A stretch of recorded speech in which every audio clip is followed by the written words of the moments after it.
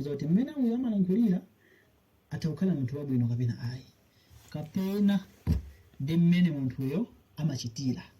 Ibn Abbas adachita kufotokoza kunena kuti ineyo sinafunsidwepo funso kupatula kuti ndimadziwa kuti amene wandifunsayo ndi shekhe kapena wandifunsayo ndi jahili. Ibn Abbas amafika polankhula choncho. Zomwe zili zinthu zosadabwitsa munthu amene ali alimu, amene ali ndi tajuruba ya ilmu, wakhala akuyankha mafunso kuchokera kwa anthu osiyanasiyana. It's very easy kwa iye kuti apangeri recognize kuti funso limene uyo akundifunsa munthu uyu ndi wa ilmu, komanso munthu uyu ndi mbuli. Zimenezo ndi zosavuta, ndipo alimu aliyense amadziwa zimenezo kuti funso ilili limene wafunsa munthu uyu nkutheka kuti ndi mbuli, sakudziwa ndi muyankhe mwakuti. Komanso funso ilili limene munthu walipangira structure, munthu uyu ndi wophunzira, ndi wozindikira, ndi muyankhe mwakuti mwakuti. Zimenezo ndi zosavuta, sizikugwirizana zimenezo ndi kuona mutu wa munthu kuti wazungulira kapena chipumi cha munthu chili ngati chikuoneka ngati kibula, nkumaona kuti munthu amene ndi chipumi chake changati kibulachi, munthu amene ndi wakuba kapena ndi waluso. Sizikugwirizana zimenezo. Olo Ibn Abbas sindikudziwa kuti athari imene yakwine nayi kandi ya sahihi kapena ya dhaifu, sindikudziwa. Koma bwanji sana bweretse athar imene ikunena kuti Ibn Abbas anena kuti sinaone kwa munthu amene ali ndi mutu wooneka wafolokona, ntamuona choncho naziwa kunena kuti munthu amene ndi mutu wake wafolokonayo, munthu amene ndi wachinyengo. Munthu kuti anali ndi ilmu semia. Sizikugwirizana zezo, sizikugwirizana ndi ilmu semia yayo. Pakadapezeka kuti pabwera chitsanzo chokhuzana ndi ngati mmene ndaneneramo, ndi kuti zikadakhala zomveka. Koma apopo ndi zinthu ziwiri zosiyanira nato, shatana baina samai wal ardh. Jamil. Siku lina al-Imam Shafi'i ana ndi Ahmad pafupi ndi mzikiti wina wake, yani chapa mzikiti pakumula mzikiti, pamene adadzamuona chapatali choncho panali munthu wina wake. De mukuona kwa al-Imam Shafi'i anadzati wamuna munthu amene uja, munthu amene ujayo akuoneka kuti ndi kalipentala. Jamil. De Ahmad anadzati amene si kalipentala, munthu amene ujayo akuoneka kuti ndi najari, not najari, amazani haddad, ndi engineer amene uja. Ndi pamene munthu wachitatu amene amamvetsera zimene zina anadzati ndanadzangodzuka ali apa sikuti tizichedwa ndi amawe ndikukafunsa. Ndanakafunsa pamene kukafunsa nkuluja, ndiye atafika kumene kuja kumfunsa kuti ndiwe ndani, umatani? Alineyo kuntu najaran, amati kuntu haddadan, mbuyo munali engineer, komano panopa ndine najar, ndine kalipenta. Subhanallah. Mtu janabwera kuza anthu aja, ndipo zinangopereka chithunzi kuti anthuwa anali nditu anamandwa. Pameneponso chinyengo chikuchitika china pamenepo, sindikuwuzidwa kunena kuti Imamu Shafi'i, sindikuziwaso kuti athari imeneyi ndi asahihi, koma sindikuwuzidwa kunena kuti Imamu Shafi'i ndi munthu amene anali nayo anamuona munthuyo akutani. Chifukwa munthu umatheka kumuona munthu akupanga zina zake nkumudziwa kunena kuti munthu uyuyu zimene akupanga zatha kukhala kuti amapanga zakuti. Zimenezo mu life zimachitika, and it's normal. Zimenezozo tabii zimachitika, ndithu it's natural. Timaona munthu kuti mmene uyu munthu akuonekera anazolowera kupanga zakuti. Sizoti mpaka na munthu kuti ukazikokekoke. Pakanango khala kuti munthu wangokhala sakupanga china chilichonse, pakadabwera explanation imeneyo ndi kumanena kuti anthu anena kuti munthu uyu anali haddadan au najara, kenako bwezi tikumaona kuti pamene pomwina pali chinthu china chake chimene chili chodabwitsa. Ali mituta pangani za elimu asemia anangomuona chabe. Subhanallah. Umuntu ndi mmene zikufotokozedwera zokhuzana ndi elimu asemia, ndipo amene adipa kwambiri pa elimu semia amafotokoza kunena kuti innal quluba idha safat ra'at, mitima iyi ikayela imaona. Yani kuti elimu semia ukapita nayo patali akuti umatha kuona ndi mtima wako omwe, yani kumaonanso zakutali choncho enda amapereka chitsanzo pa nkhani za Umar. Mukadzawerenga makalamatu Umar muzapeza kuti Umar tsiku lina ankapanga khutuba akupanga khutuba pa mimbar, kuna zapezeka kuti ali mkati mwa khutuba anadzalankhula mawu ajamati ya Sariya aljabala aljabala, yani amamuza komanda amene adamutumiza ku dziko lina kuti akamenye nkhondo ndi kagulu ka nkhondo, ndiye amachita kumuuzira iwe Sariya taona ni kuphiriko kusali kwa phiriko. Umar anadzalankhula zimenezo ali pa mimbar, zimene anthu zinazamudabwitsa kuti sono Umar akutilalikira apa sopano kumutchula Sariya amene wapita ku nkhondo ucha bwanji komanso kuti kuphiri kuseli kwatani. Yani atatsika pa mimbar atafunsa nankha kuti akuti pamene pajapo ndimaona achina Sariya aja ndiye kuseli kwawo kunali adani, nene maawuzira kuti kuseliko komatu kunali kutali. Yani innal quluba idha safat ra'at. Zimenezi ndi mmene ndafotokozera mucha kuti mchitidwe wa anthu amene ali wosokoneza, anthu ofuna kubweretsa mafitna komanso kupanga instill makhurafati pakati pa zikhulupiriro za anthu, ndi mchitidwe umene amapanga. Amatenga nkhani imene ili ya sahih ya thabit ndi kuipanga exaggerate, ndi kulowetsamo zina zake zimene zisalimo cholinga choti zipange suti zigwirizane ndi zimene iwo akufuna.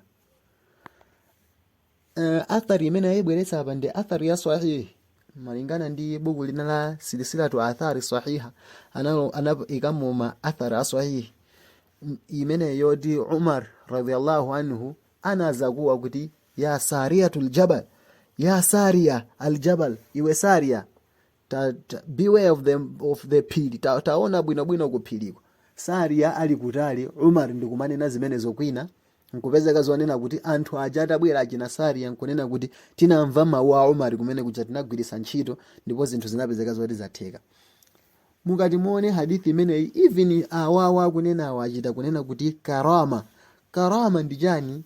Karama ndi zinthu zofanana ndi mu'jiza, shay'un yakunu ala khilafi al-aada, chinthu china chake chimene chimachitika koma khilafu al-aada, mosiyana ndi mmene zinthu za nomo zimachitikira.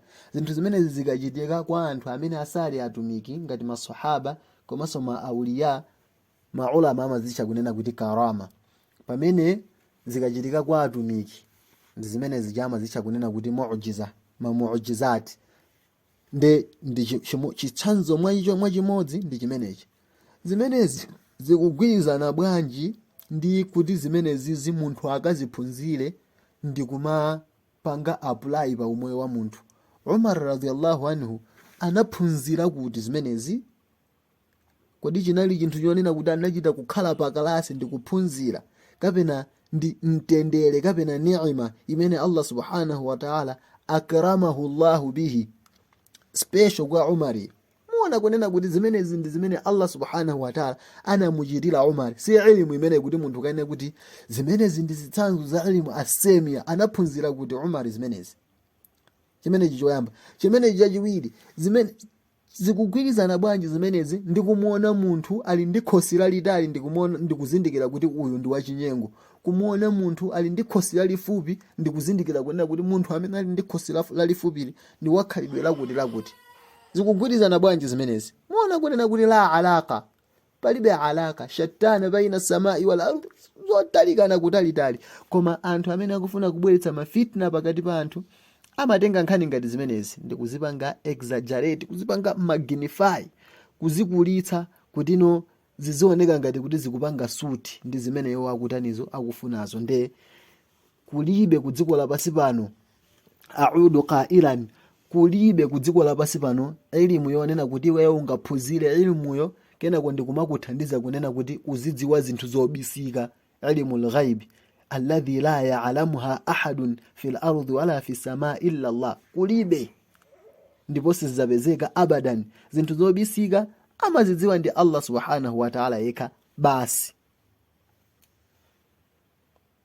Aile asemia zimafotokozedwa choncho, yani kumuzindikira munthu malinga ndi mmene akuonekera kudzera mawu ake, machitidwe ake, ingakhalenso muziwalo zake mmene adaumbidwira. chabe kuti zimene maulama amafotokoza kumene ndizonena kuti pena elimuyo itha kukhala kuti yalondola pa zimene iwe waonazo, koma pena zitha kukhala kuti si choncho. Ndi chifukwa chake amati saliyense amene amayigwiritsa ntchito kupatula anthu okhawo amene ali ndi experience kuti iwe wodi pa elimu semia adazama. Ndi zimene ndane nazo ndithu kuti munthu kuti uchidziwe chinthu china chake umuone munthu chifukwa cha khalidwe lake kapena mmene akuonekera ndi kumudziwa kuti uyu mwakuti. Timapanga zinthu zimenezo zomongoganizira tabiiya pachikhalidwe, timapanga zimenezo naturally mongoganizira, koma sitimapanga confirm, sitimapanga affirm 100% kuti uyuyu ali chonchi.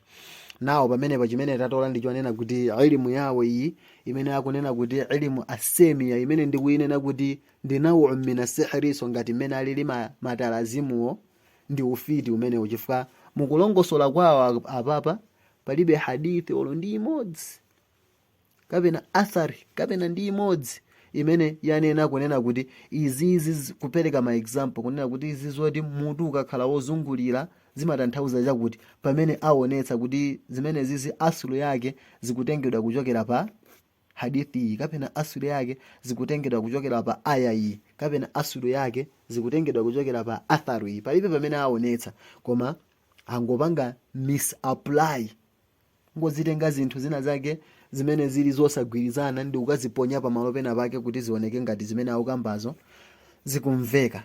Chabwino kumapeto kulima aya ndi ma ahadith amene so apangidwa misplaced, tiye tionenso gawo limeneli mene zimakhalira pankhani za ta'dil ru'ya kumasulira maloto. Palibe sikali samangodzuka ine basi ndizimasulira maloto zindakata kwa ino ake jamii kumaloto kwa kuti mabuku kumasulira maloto ulinawo kumasunga bange jamii nje zombesa chisoni kudzera bwera Sheikh ena ndi kumadza zuzula kuti sizingateke kuti munthu umudziwe nzako kudzera muziwalo zake. Sasa napange kuti Sheikh ndineneso kuti even nkhani yo kumasulira maloto, nkhani ya kumasulira maloto ndi hiba, ndi mphatso imene Allah subhanahu wa ta'ala yahabuha liman yasha, ta'biri ru'ya, ndi mphatso imene Allah subhanahu wa ta'ala amaipeleka kwa amene akuwafuna, si aliyense amene angamasulire maloto.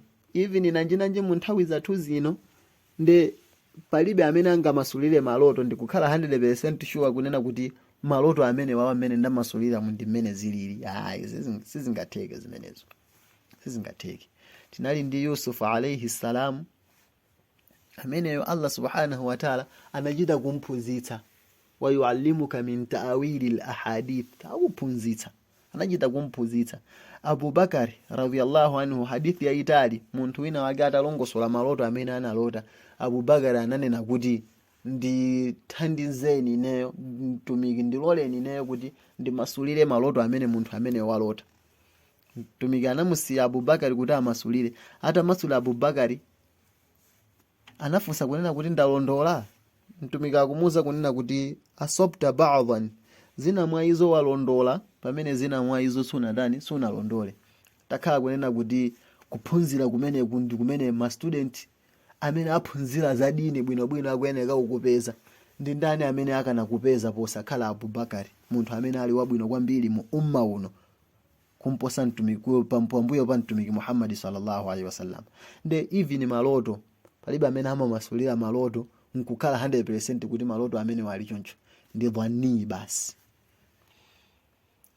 Fuazi walo zimenezi ndi chiwalo chili chonse mmenda kambira ndi kumene ile kale dzanja kumene namva chisoni Sheikh nake muamva amadzuzula kuwadzuzula anzao amene amafotokoza elimu semia mwana sasa amene tu elimu alfarasa ndi Sheikh wa atavanzao akunena kuti munthu ukamuna kuti ndi wakulu chidzanja munthu amene musamaleni chifukwa zimatanthauza zakuti iwo anangomva choncho ali akida ya mtundu wanji mene akida yopotoka taombe ni Sheikh wamene amadzuzulira nzao baba singa sokonezi kabena kukonza kalibu la muntu palibe kutalika kwa dzanja la munthu kapena kufupika ndi mmene Allah tabaraka wataala anamulengera munthuyo sizikugwirizana ndi kuti iyeyo ndi munthu wombombo kapena osabweza zomwe wabereka ayi mwachidule kwambiri zonsezi mchisilamu mulibemo. ndipo zimene akunena shekha amene wawa hafidhahu llahu taala wa raahu, sindikuwaziwa kuti ndi shekhe ndani, koma Allah awasunge. Zimene akunena yowazi ndi zoona. Pakumuona munthu kalengedwe kake kamene Allah subhanahu wa ta'ala wamulengera, iweyo sungakhale sure kunena kuti pamene papa zinthu zikutanthauza mwakuti unless patakhala experience olo kapena ikhale muujiza kapena karama chimene Allah subhanahu wa ta'ala wapereka chokhacho kwa kapolo wina wake wapadera. Koma iweyo munthu wamba chifukwa cha elimu, chifukwa cha kuphunzira, sungaziwe kunena kuti munthu amene yuyu ndi mwakuti chifukwa chongomuona. Umenewo ukhala ufiti. Zikadakhala choncho ndi mtumiki Muhammad sallallahu alaihi wasallam saka nanena kuti inna Allaha la yanzuru ila suwarikum wala ila ajsamikum. Allah subhanahu wa ta'ala samayang'ana nkhope zanu komanso matupi anu. Nkhope zanu komanso chani? Komanso matupi anu. Koma amayang'ana ntchito zanu komanso mitima yanu. Zikadakhala kunena kuti munthu amene ali ndi kalengedwe kamene koko, it implies kunena kuti nde kuti khalidwe lake ndi limenelo, nde kuti kuyankhula uku kadakhala kosokonekera chifukwa nde kuti sinanga nkhope ndimene ikupanga determine ntchito. Nde kuti zikadakhala zonena kuti so nkhope imaonetsera kuti munthu ntchito zake ndi zakuti. Nde kuti kuyankhula uku kuonena kuti Allah subhanahu wa ta'ala samaona nkhope zanu kapena matupi anu, kukadakhala kozipanga contradict. Nde shekha amene wawa akunena zoona ndithu. Palibe amene angadziwe ntchito za munthu kapena chikhulupiriro chake olo za mumtima mwake chifukwa chomuona maonekedwe yake ndi kukhala 100% sure unless ikhale karama muujiza kuchokera kwa Allah subhanahu wa ta'ala. Ndipo inu anthu palibe kumene mungakaphunzire elimu maphunziro okudziwitsani zimenezo kupatula kuti umene koko mukaphunzirako ufiti. Subhanallah. Bali wasafunsa kuti zimenezi mukuzitenga kuti elimu semia mumaitenga kuti koma kuti muchisilamu mulibemu. Subhanallah. Ndikupatseni elimu semia mu Qur'an. Mupite surat al-Baqarah aya 273 pachidwabo pamene chabezo kusana ndi elimu semia. Yani pamene mulungu mafoto kuza kuti للفقراء الذين أحصروا في سبيل الله لا يستطيعون ضربا في الأرض يحسبهم الجاهل أغنياء من التعفف تعرفهم بسيماهم موزندكيلا أنتوندي سيماهم كزلم سيما يعني علم السيمية يعني kumudziwa muntu ndimene nakuonekera mu zizindikiro zake. Subhanallah. Mutakupita mu aya imeneyi mu surati al-Baqara, Allah subhanahu wa ta'ala akulongosola za anthu amene akuyenera kulandira zolandira sadaqa masadaqati kuti lil fuqara alladhina uhsiru fi sabilillahi la yastati'una darban fil ardi, kuti alandire anthu amene ali osauka amene akukanika kuyenda pa dziko lapansi. Ndi Allah subhanahu wa ta'ala akunena kuti yahsabuhumul jahilu aghniya, munthu amene ali osazindikira bwino amatha kuwaona anthu ngati ndi wotani ndi wolemera minat ta'affufi, chifukwa chonena kuti anthuwo samapempha. Then Allah akunena kuti ta'arifuhum bisimahum, iwe uzawadziwa anthuwo awo osaukawo osapemphawo uzawadziwa ndi zizindikiro zawo. Zizindikiro zawo ndizonena kuti chani? La yasaluna nasa ilhafan, sama wapempha anthu mowakakamiza. Zimenezo simahum, ta'arifuhum bisimahum, uwadziwa anthuwo ndi zizindikiro zawo. Ta'arifuhum bisimahum, uwadziwa anthu ndi zizindikiro zawo ndi ziti? La yasaluna nnasa ilhafan, samawapempha anthu mowakakamiza. Ndiye munthu akanene kuti pamene papa ndiye pamene pakuchokera ilmu asemiya, kuti utha kuona dzanja la munthu ndikuona kuti munthu uyu ndi wakuba. Esha alaka huna pali kulumikizwana kotani pamenepa? Surat Al-A'raf 46 aya pamene Mungu subhanahu wa ta'ala akufotokoza kumeneko kuti rijalun ya'rifuna kullan bisimahum. Subhanahu hapa Allah subhanahu wa ta'ala magamba za ashabul a'raf. Surat Al-A'raf imagamba za tsiku la kiyama pamenepo, imagamba za tsiku la kiyama. Tsiku la kiyama apo munthawi imeneyoyo anthu akakhalapo magawo atatu. Pakakhala ashabun nar wa ashabul janna komanso ashabul a'raf. Anthu akumoto alowa uku, anthu akujanna alowa uku, ndiye pakakhala ashabul a'raf ku akhira kumeneko. Nde maulama amasemphana kuti ashabul a'raf akapezeka pamene pachifukwa chani. Ena amanena kuti akakhala anthu onena kuti ntchito zawo zabwino ndi zoyipa zafanana, ndiye sanagamulidwe kuti apite kuti mwakuti. Maulama amalongosola zosiyanasiyana. Anthu amenewo pa tsiku la kiyama akunena kuti wanada ashabul a'rafi rijalan ya'rifunahum bisimahum. Andi pamayambiriro isanabwereka aya imeneyi Allah ananena kuti wa alal a'rafi rijalun. Pa al-a'raf tinganene kuti papokweza pena pake pakakhala rijalun ya'rifuna kullam bisimahum, azikawadziwa anthu onse malingana ndi zizindikiro zawo. Nde Allah akuna zizindikiro zawo zake ziti muzimve. Allah subhanahu akunena kuti wanadau ashabal jannati an salamun alaikum. Chifukwa anthu aja akakhala magawo atatu, akujanna akumoto ndi awa wa ashabul a'raf.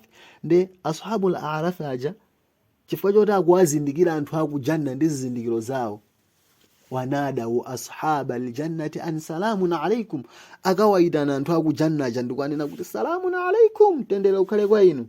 Lam yadkhuluha wa hum yatma'un. Awawa ashabul a'rafi wa kujanna akakhala sanalowe koma akakhala akulakalaka. Allah ndakuti wa idha surifat absaruhum tilqa'a ashabin nar. Ndazikati akatembenuza maso awo kuyangana kumene kuli anthu akumoto, azikanena kuti rabbana la taj'alna ma'al qaumi adh-dhalimin. Nde wanada ashabul a'raf rijalan ya'rifunahum bisimahum. Nde akawaitana ashabul a'raf anthu amene akawaone ndi kuwazindikira malingana ndi zizindikiro zawo, anthu amene akakhale kumoto. Akanena kuti ma aghna ankum jam'ukum wama kuntum tastakbirun. Kuzikweza kwanu ndi kusonkhana kwanu sikuna kuthandizeni zijamapanga pa dziko lapasi kukuthandizani ku akhira kuno. Iyi nkhani yapa kiyama iyi, zizindikiro zimene anthu akakhale nazo kumeneko. Ena ali kumoto, ena ali uku. Munthu pamene pali chifukwa choti uzikanena kuti ali mu asemiya. Zikwirizana bwanji? Aina la alaka? Zikwirizana bwa? Allah mutamanga mumwemu ku Surat Al-A'raf 48 aya mulongoso akufotokoza kuti ya'rifunahum bisimahum, yani ilmu samiya. Subhanallah. Ku sura Muhammad aya 30 Mungu subhanahu wa ta'ala wanenanso kuti fala ta'rifannahum bisimahum, anthu wotu uwadziwa kudzera musimahum, muzizindikiro zawo. Ananena choncho ku surati Muhammad ko wala ta'rifannahum bisimahum wala ta'rifannahum fi lahnil qawl. Uwadziwa anthu ndi zizindikiro zawo komanso malankhulidwe awo amayankhula fi lahnil qawl, amayankhula mwa lahani. Zizindikiro zawo zo ndi zimene zozo si za ilmu asemiya. Nda abaso anapanga kuti surati Ar-Rahman apa subhanallah mumve mmene anaipangira twist. Semiya ilmu imene umamudziwa munthu kudzera muzizindikiro zake, yani mmene akuonekera. Ta'rifuhum bisimahum. Subhanallah. Pamene ku suratu Al-Fath 29 aya Mungu subhanahu wa ta'ala wagambapo nso kumeneko kunena kuti simahum fi wujuhihim min athari sujud. Ni ilmu semiya, zilingula ilmu semiya. Jamil. pamene mukapita ku surati ar-Rahman aya 41 kumene konso Mulungu wayankhulapo kunena kuti ya'rifu al-mujrimuna bisimahum zonsezi ndi ilmu semia. aya yambirira ija kunena kuti simahum fi wujuhihim min athari sujud dhalika mathaluhum fi tawrat wa mathaluhum fi linjil.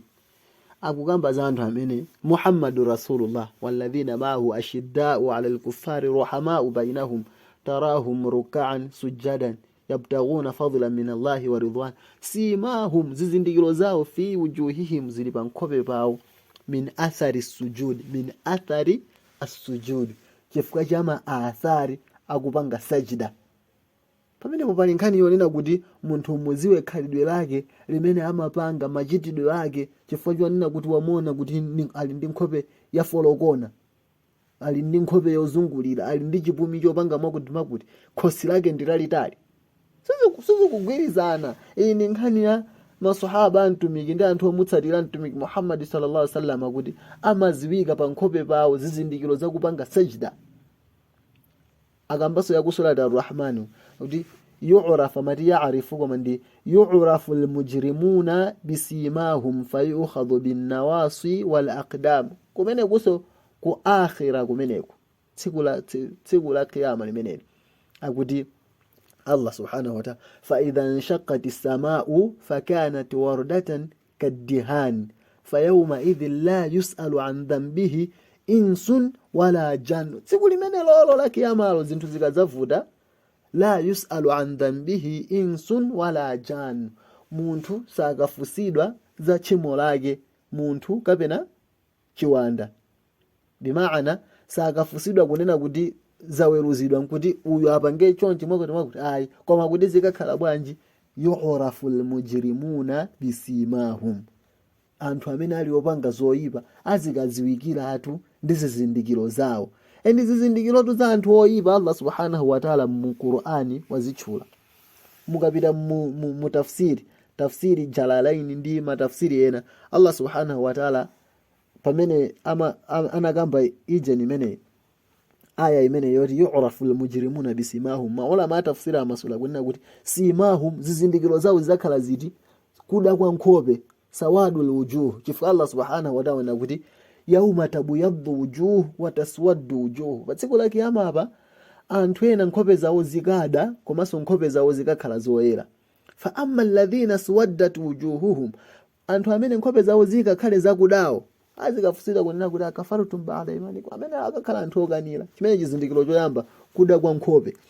chizindikiro chachiwiri wazarakatul uyun, maso awo akakhala ooneka mwachi bluish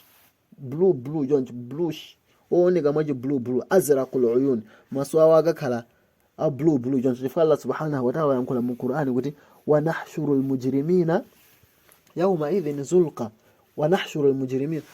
tikawa dzutsa anthu amene ali ogwira zintchito zoyipa ali amaso a blue nde yu'rafu lil mujrimuna bisimahum ay sawadul wujuh wa zaraqatul uyun. sizonena kuti munthu unene apa kuti ali mu asemia zimene zizi nde kuti kumuona munthu mwakuti sizikugwirizana.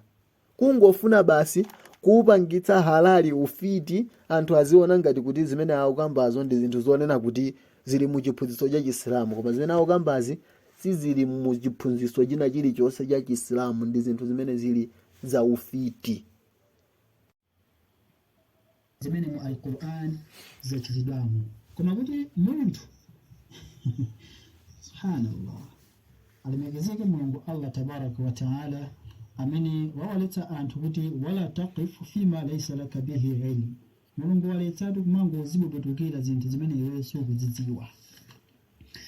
ndiye ababa maaya amene ndapereka wandichabe koma ndikutengereni ku surat al-Hijr kumene tsopano muyidziwe kweni kuti ilmu semia iliko mu Qur'an komanso ilmu al-farasa. Mulungu subhanahu wa ta'ala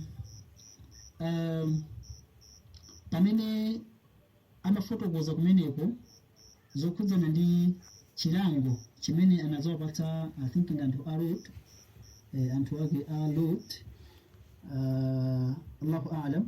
Koma mu aya 75 azankula kuti inna fi dhalika la ayatin lilmutawassimin, nditundi muzimenezo muli maaya zisonyezo kwa mutawassimin, anthu amene ali ndi ilmu asemiya. Tili pomwepo aziza ali mustama akuti pa aya imeneyi fozi ndi nkhani ya anthu a Lutu. Allah subhanahu wa ta'ala akufotokoza za anthuwo kunena kuti mudzi wawo labisabili muqimu, uli pa munjira yonena kuti yokhazikika. Wa innakum latamuruna alaiha musbihin, mu aya ina chakutsogolo kwanena choncho mmadutsapo pamene popo pa anthu amene tinawaonongawo. mudzi wawo uli pa njira imene ili yokhazikika, anthu mmadutsa pamene popo. Ndi Allah subhanahu wa ta'ala chapo pamene popo anena kuti inna fi dhalika, ndithu mu nkhani imene iyi la ayat, muli la ayatu lil mutawassimin, muli zizindikiro mu anthu amene ali mamutawassimun. Ndi akunena kuti mamutawassimun awo ndi anthu amene anazama ndi ilmu asemiya. Isizoona mukapita mu tafsiri ya Jalalain akunena kuti almutawassimuna awo annadhirina walmu'tabirina, ndi anthu amene amaona ndi kulingalira. Tafsiri as-Saadi akuti almutaammilina walmutafakkirina, anthu amene amapanga at-ta'ammul, kulingalira komanso amaganiza. Tafsiri al-Baghawi anapanga kodi Ibn Abbas akunena kuti almutawassimuna awo ndi annadhirun, anthu amene amaona. Mujahid anapanga kodi Mujahid umene mwakuti almutawassimina ndi almutafarrisin, anthu amene amaona ndi kupanga reflect, kulingalira. Ndibwera bwinobwino apa pamawo afirasa awo bwinobwino tikamazaona hadithi. Qatada mene mwananena kuti almu'tabirina, almutawassimina ndi almu'tabirina. Al-Baghawi amene ndi amene anapanga kodi zimenezi. Mukapita mu tafsiri ya Al-Qurtubi, Imam Al-Qurtubi akunena kuti at-tawassum ndi fi'lu imene ili at-tafa'ul kuchokera pa al-wasm, ngati zija ndimanena kumayambiro zija. Wa hiya al-alama, menecho ndi chizindikiro, allati chimene yusta'malu biha ala matlubin ghayruhu, chimene chimagwiritsidwa ntchito pa chinthu chimene chikufunika kuti chidziwike, ndi chizindikiro. Mpaka na uyuyu Imamu Al-Qurtubi anapanga kodi shi'ri anapanga kodi shi'ri mmene momo imene ndaiwala kuti matindane amene anapanga kodi shi'ri imene sahabi amene amanena mtumiki kuti inni tawassamtu fika alkhair a'rifuhu, inni tawassamtu fika alkhair a'rifuhu. Mu mariwaya ena amati tafarrastu, ine ndaona mwa iweyo zinthu zabwino zina zake zimene ndikuzitani, ndikuzizindikira. Bimaana atawassum, kuona chinthu china chake ndikupanga reflect, ndikulingalira. Inna fi dhalika la ayatu lilmutawassimin. Imamu Ibn Kathir ananena kuti almutawassimin akunena kuti inna athara hadhihi niqam, nditu zizindikiro za chilango chimene Allah subhanahu wa ta'ala anachipereka kwa anthu amene wawa anthu a Lutu, dhahiratan ala tilka albilad, ndijo onekera kwa anthu amenewo midzi imeneyoyo. Liman ta'ammala dhalika, kwa munthu amene angalingalire bwinobwino, watawassama bi'aini basarihi wa basiratihi, ndi munthu amene anga panga reflect, kuganiza bwinobwino komanso kuona ndi maso ake, ndi maso olingalira bwinobwino kuti akulingalira. Zimenezo ndi zimene akutanthauza pamene popo almutawassimina. Sizonena kuti wina anene kuti ndi anthu amene anazama pa ilmu asemiya. Nkumanena kuti ndi luso limene ungawadziwire anthu kuti anthu awawa ndi amene ndi mmene mutu wawo ukuonekera, ndi kuti amene wawa ndi mwakuti. Sizoona zimenezo. mukufotokoza kama mufassirun amanena kuti lilmutawassimin yani linnadhirin kwa anthu amene amaona. Mukulankhula kwina ena amati lilmutafarrisin kwa anthu amene ali ndi ilmu alfarasa. Nkhani zikhala kuti linnadhirina anthu amene amaona chani malingana ndi nkhaniyo mmene ikubwerera pamene popo kuti inna dhalika la ayatu lilmutawassimin linnadhirina anthu amene amaona chani akuona chilango chimene Allah subhanahu wa ta'ala wachipereka kwa anthu a Lutu nkumalingalira, kapena amene akuona mapewa a anthu ndi makosi a anthu ndi kumadziwa kunena kuti munthu uyu ndi mmene lili khosi lake likusonyeza kunena kuti munthu uyu ndi wakuba.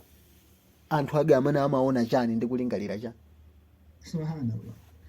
So pano apa zikhalano halali kuti ndikupatseni hadith ya mtumiki sallallahu alaihi wasallam marfu'an ya marfu' imene mtumiki anazati ittaqu farasata almu'min, kuopeni kuona kwa munthu okhulupirira, fa innahu yanzuru bi nurillah, chifukwa amaona ndi nuru ya Allah. Choncho atakukuona iwe ndi kukuzindikira kuti ndiwe ndani, kungo kuona kukhawo ndi kukuzindikira iwe chimene uli. Thumma qara an-nabiy, kena akamtumika atalankhula hadithi imene analankhula anawerenga aya inna fi dhalika la ayatin lilmutawassimin. Subhanallah. Jamil. Hadithi ina tsopano tipangeka comment hadithi yake imene iyi.